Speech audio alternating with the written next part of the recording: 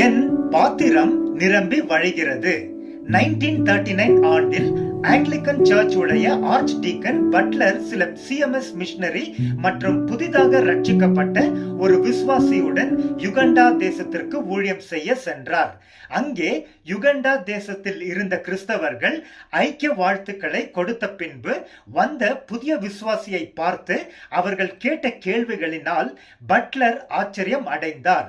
முதலாவது, நீங்கள் ரட்சிக்கப்பட்டவரா என்று கேட்டார்கள்.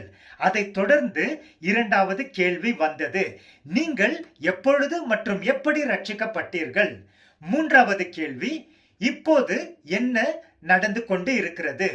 2 வருடங்களுக்கு பிறகு 4வது கேள்வியை அந்த விசுவாசியை பார்த்து கேட்டார்கள்.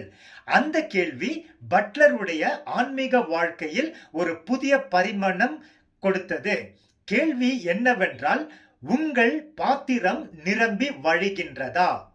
பிரியமானவரே, என்னை சிந்திக்க வைக்கும் சம்பவமாக இருக்கிறது. என் ஆன்மீக வாழ்க்கை எந்த நிலையில் இருக்கிறது?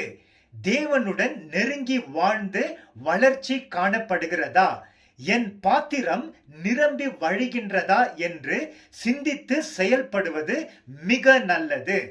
நாம் அறிந்திருப்பது போல தாவீது எழுதிய 23ஆம் சங்கீதத்தின் 5ஆம் வசனத்தின் கடைசியில் என் பாத்திரம் நிரம்பி வழிகின்றது என்று வாசிக்கிறோம். அந்த சங்கீதத்தின் தொடக்கத்திலேயே தாவீது அவ்விதமாய் எழுதவில்லை. இந்த தியானத்தின் வீடியோவை ஆயத்தம் பண்ணும்போது இன்னொரு முறை அந்த சங்கீதத்தை நான் வாசித்தேன். தேவ ஆவியானவர் அதிலுள்ள சத்தியங்களை நினைவுபடுத்தி பேசினார். கிறிஸ்தவனுடைய ஆன்மீக வாழ்க்கை ஆகிய பாத்திரம் நிரம்பி இருப்பதற்கு அந்த சங்கீதத்தின் முதல் 5 வசனங்கள் போதிப்பது போல அவன் நடக்க வேண்டும். கர்த்தரை மெய்ப்பராக ஏற்றுக்கொண்டு அங்கீகரிக்க வேண்டும். தேவன் வழிநடத்துதல் மற்றும் கொடுக்கும் காரியங்களில் மனரம்யமாக இருக்க வேண்டும். ஆத்துமாவும் நலனாய் இருப்பதற்கு முக்கியத்துவம் கொடுக்க வேண்டும்.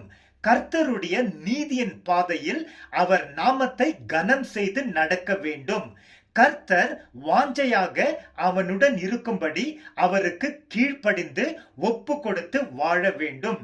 பரிசுத்த ஆவியானவரின் அபிஷேகம் பெற்று அதை காத்து கொண்டு வாழ வேண்டும்.